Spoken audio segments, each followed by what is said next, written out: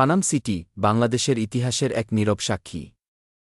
এই নগরীর প্রতিটি ইট যেন বহন করে শত বছরের গল্প।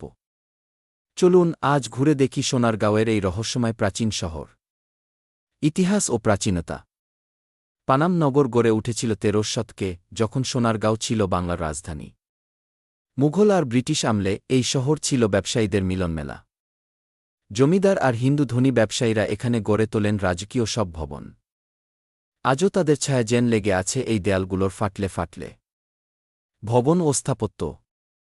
পানাম নগরে রয়েছে প্রায় ৫২টি পুরনো বাড়ি। প্রত্যেকটি বাড়িতেই দেখা যায় ইউরোপিয়ান, মুঘল এবং বাংলার স্থাপত্যের অপূর্ব মিশ্রণ।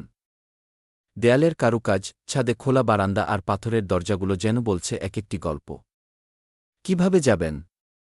ঢাকা থেকে মাত্র ১ ঘণ্টার পথ। গুলিস্তান বা যাত্রাবাড়ি থেকে বাসে করে নামবেন মোগরাপাড়া চৌরাস্তা। সেখান থেকে রিকশায় ১০ মিনিটেই পৌঁছে যাবেন পানাম সিটিতে। প্রবেশমূল্য মাত্র ৩০ টাকা। বাড়তি অভিজ্ঞতা। পানাম সিটির পাশে রয়েছে লোকশিল্প জাদুঘর, যেখানে দেখতে পাবেন বাংলার গ্রামীণ ঐতিহ্য।